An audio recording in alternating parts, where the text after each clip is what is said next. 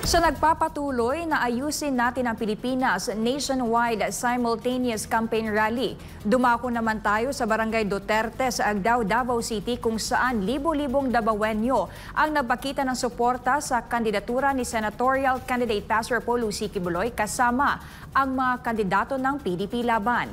Si Jomel Santos para sa detalye ng balita.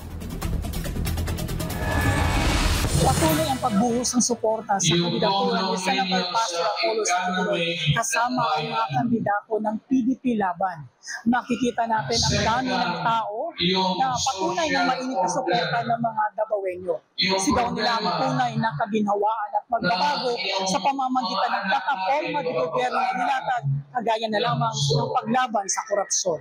Agdao, Davao City!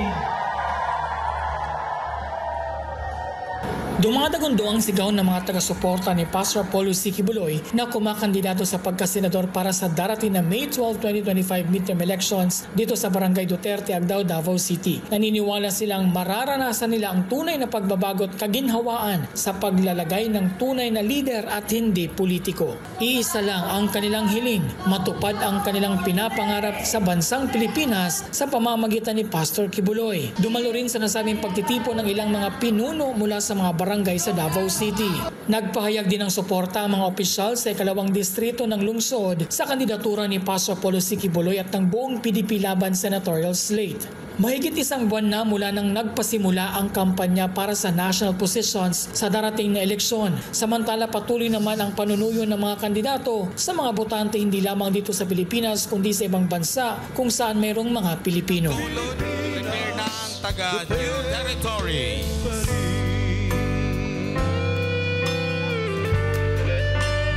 Hindi pa man eleksyon ay mainit na ang pagtanggap ng tao sa kandidatura ni Pastor Paul Lucy Kibuloy bilang senador.